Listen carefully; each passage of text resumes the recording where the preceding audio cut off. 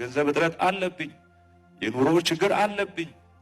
ግን ከዚያ በላይ እኔ ሚስት አለችኝ፣ 4 ልጆች አሉን እና ቤቴ እየተቃጠለ እየጠፋ እያየው እንዴት ነው ሌላ ተጨማሪ ነገር ማስበው?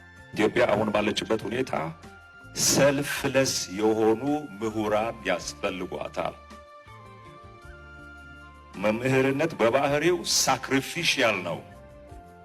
መስዋዕትነት የሚጠይቅ ሞያ ነው።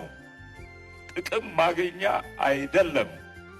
ትውልድ አገር የሚገነባ ትውልድ የምናፈራበት እጅግ በጣም የተወደደ ሞያ ነው። እኔ ወደ 29 ዓመት ገደማ ሰርቻለሁ። አርባ ምንጭ ከተማ ውስጥ ነው የምኖረው። እስከ ዛሬ የራሴ የሆነ የግል ቤት የለኝም። ግን ሞያዬን እጅግ በጣም እወዳለሁ፣ አከብራለሁ፣ እየሰራው ነው።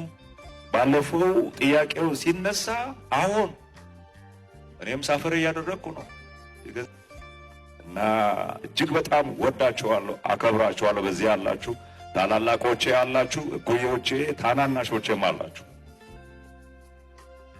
እባካችሁን ወደ ልባችን እንመለስ።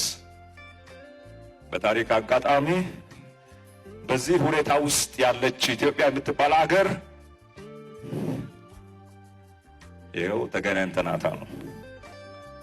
ስለዚህ ለምንድን ነው የራሳችንን ድርሻ ለማሰብ ቅድሚያ የማንሰጠው?